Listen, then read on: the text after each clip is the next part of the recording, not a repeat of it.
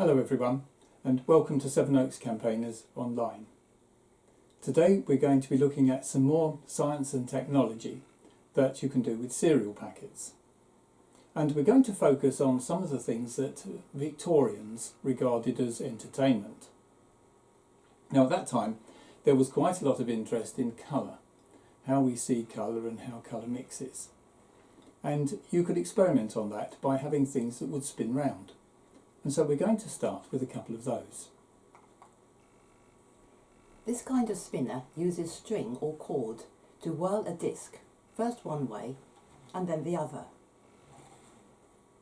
What you will see is a mix-up of colour patterns on the disc. On our disc, one side is a mix of red and green, while the other side is a blue and yellowy orange. We've drawn up some templates like this one, and you can find them by using our link on the website, or you can just make your own. Stick the discs onto some cereal packet and colour them. Cut out the cards and stick them together like this. You need 2 holes for the string, and they could be about 1 centimetre apart. Then you need to thread some fairly thin string through the holes. This can be thin cord or wool or possibly garden twine, something thicker than button thread but not as thick as coarse string. The length is not critical, but perhaps 1 metre to 1.5 metres would be good. Once you've threaded it through, you tie the ends to make a loop. Now you can twist up the string like this. Once you have quite a bit of twist, you can set it going by pulling outwards. With only a little practice, you can get it to spin first one way and then the other. Humans have played with tops for thousands of years, and you can change the spinners that we've just made into tops very easily. Just use the same card patterns, but this time, instead of putting it on a string, push a piece of dowel or a pencil through the card with the disc attached. Now if you want this to spin nicely, you need to make sure that the card is at right angles, it's square to the piece of dowel or the pencil. If it's not, it won't spin properly. And you might bear in mind that if you're using a pencil, pencils are made to mark things, and so you want to be a bit careful perhaps where you spin it. But then you should be able to mix colours by just spinning it and see what happens. Now in around 1855, the famous scientist James Maxwell was interested in how colour works, and he realised that you could make all the colours that we see just using 3 colours: red, green and blue. So he made a disc, partly to test that and partly to experiment with what happened if you changed the proportions of the red, green and blue. And so his disc, look, it's 3 discs really, different colours, and by twisting the discs you can change how much red, green or blue there is. A bit tricky to twist, but you can change the proportions. And then if you put a pencil through the middle or a piece of dowel, again you need to have it square. You could spin that and see the effects of the different colours, which is what James Maxwell did. Now if you want to make one of those, we've provided a template for it. Actually we've provided 2 templates. Now the reason why there are 2 is because one set we've coloured already with the red, green and the blue, and you would need the 3 discs. Of course if you do print that out, it's reasonably heavy on printer ink, and if you'd prefer not to use the ink but to colour it for yourselves, we've also provided a template which is blank, and you could then just colour those 3 discs yourself and cut them out. Obviously if you're going to do that, take care that you don't accidentally print the one that's got all the colours on it. Now when you put this together, we've discovered the hard way that there's an easy way to do this and there's a difficult way to do it. The easy way to do it is you colour the discs, you stick them on the card and cut them out. Now, make the holes in the discs before you make that cut. That's what you call a radial cut. It goes from the outside towards the middle. So don't make that cut on any of the discs until you've made the holes on all three of them. And once you've done that, then you can make that final cut. And you can put them on your pencil or dowel. As they go on the pencil and dowel, they're sort of inside each other so that the three separate discs can twist and you can get a bit of colour out of each one. It'll be a bit of a fiddle to make that happen, but once you've got it like that, so that you can twist them and get different amounts of each colour, then you can put the pencil through the middle and you can try what happens if you've got nearly all green, or what happens if you've got equal amounts of each colour, or if you've got blue and red, and so on. This was actually quite an important discovery from James Maxwell, and we make a lot of use of that today because our colour screens, our colour televisions use the same idea of mixing different amounts of red, green and blue to produce all the colours that we see. Charles Benham was a Victorian journalist and inventor. One of the things he invented in late Victorian times was Benham's top. The spinning disc on the top was only black and white, and yet you could see colours when it was spinning. Our templates include two Benham's discs. One of them has all the black markings on it, but the solid area of black would use quite a lot of printing ink. If you want to save ink, you could print the other one and shade in the black with a felt tip pen. Here is the disc mounted as a top. We'll spin it and you can look for the colours. The colours do change depending on how fast the top is spinning and which way it is spinning, and possibly who is looking at it. Maybe different people will see it differently. The thaumatrope was invented in 1825 by an English doctor called John Paris. It relies on what we call persistence of vision. That means that when you're looking at an object and the object is suddenly taken away, you carry on seeing it for something like a 30th of a second or so. The traditional version of the thaumatrope is that it's got a little disc with a cage drawn on one side and a bird drawn on the other side. And if you spin the disc, then you continue to see the cage and the bird, and it looks as though the bird is in the cage. These things never work out so well when we're filming them as they do when you're actually just looking first hand. Well, we've made a number of templates of these, which you can find on the website. Here is the traditional one with the cage and the bird. Here's another one which I thought was quite fun, and you can see a man who's going to light a fire, but when you do the reverse, he discovers that his trousers are on fire as well as the fire and his match. So you can have a go at those. Now, these are a little bit trickier than you might have thought.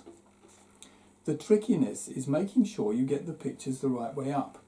You see, when you turn the man over, the man is the right way up. You need the flames the right way up. You might have thought that was just obvious, but look, if there is the man and you turn it that way, the flames are upside down. That's the way it should be, because it's going to flip in this direction. So you need to have there the right way up, and when you turn it over in that direction, the right way up again. It is very easy to get that wrong. Once you've got that ready, it's a piece of cereal packet with the discs so that one is glued to one side and one is glued to the other, and then you can see here that I've just threaded a string through a hole on each side. There you can see the loop, and that means if you hold the string and you just do it backwards and forwards, then the thaumatrope will spin and you should get the effect. These things come out usually better from looking than they do when we're trying to film them. We're working towards making moving pictures with spinning objects. But before we do that, we're going to show you a little boat that appears to move all on its own. You can cut the small boat shape from cereal packet card. There are templates for this, but you only need the shape and you don't need to stick anything onto the card. So you'll end up cutting out little boats that look like this. Each boat has a small slot going from the stern to the middle. You can float it shiny side down at one end of a tray of water.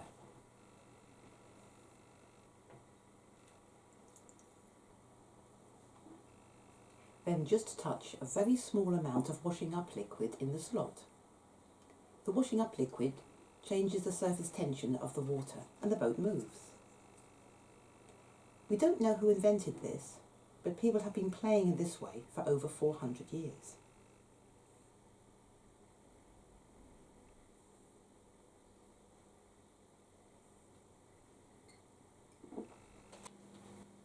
When it comes to animation, the phenakistoscope was first published in the French newspaper Le Figaro in 1833. It consists of a disc which has got a set of pictures round it and a set of slots, and it can rotate on a handle. Now we've got a set of templates for these Victorian phenakistoscopes which you can find on the website. In fact, you could probably find others.